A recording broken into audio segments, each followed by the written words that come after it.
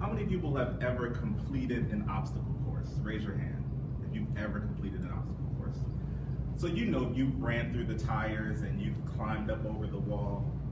And what did you think when you first began the obstacle course? This is going to be the longest mile of my life. Life is just like that obstacle course. We can look at life and we can see that there's a road that we have to travel, but there are a lot of bumps and hills and valleys that we're going to encounter. One of my favorite biblical scriptures comes in the book of Ecclesiastes, and it says, the end of a thing is better than the beginning thereof.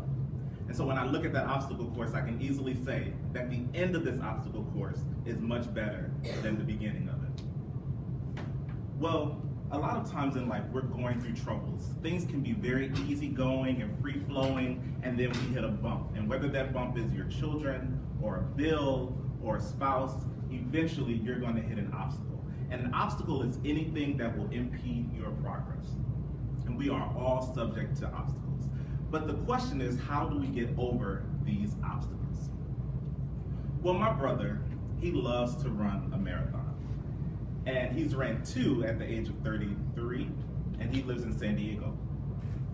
And the one thing he does before he even starts his marathon, which is 26 grueling miles, is that he goes to the finish line and looks at the finish line.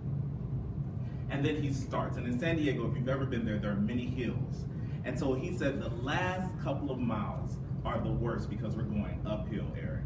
And so when he ran his first marathon, he ran up and he finished. And the next day I called him and I said, Aramis, how was it?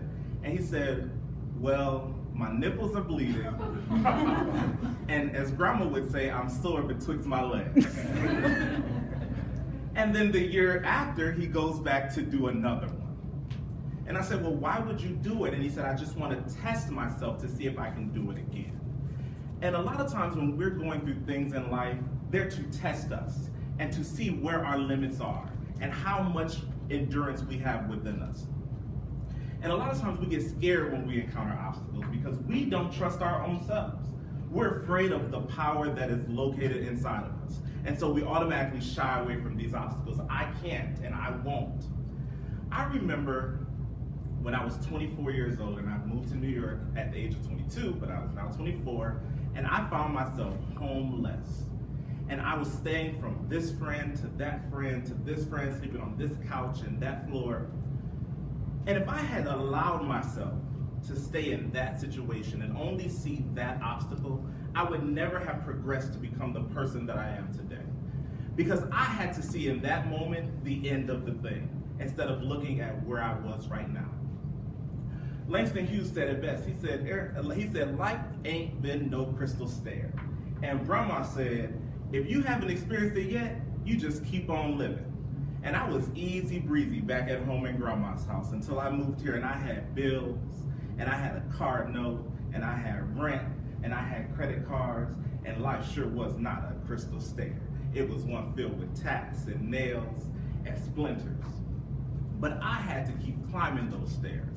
And little did I know that by me doing and going through all these things, that years later I would go on to teach children and be able to tell them about the struggles that I went through. And I was not going through it for myself. I was going through all of these things to help someone else. And the problem that we have when we go through obstacles is that we are only focused on ourselves, not knowing that this thing is to help another person. That years down the line, you'll encounter somebody and you'll be able to say, you know what, you have a lot of bills due, and so did I. But I was able to make it through. That your spouse is unruly and they're trouble and you hate them with every bit of your gut. But you know what? If you just love on them, it'll get better. You don't have to give up.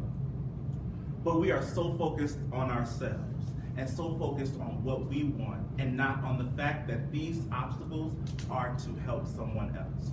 And so as we go through life, we are going to go through obstacles, and they are inevitable. But you have to always remind yourself that this too shall pass.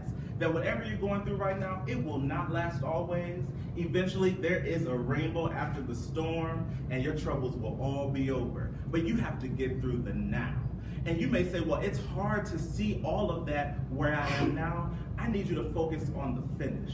I need you to focus on the end of the race and not on where you are right now. I need you to focus on the goal line and see yourself. There was a story last week of a woman who was running a marathon. And when she got to the end, she just totally collapsed, that she had to get down on her knees and crawl to the finish line because she would not give up, even in that last moment. And some of us are right there, where we can see the finish line and it's within our reach, but we sometimes have to get down on our hands and knees and crawl there. You may not walk there, you may not run, you may not even have the help of someone else. You have to do it all on your own. But if you get down and see it and know that you can reach it, they said to her that they have never seen anyone do that before.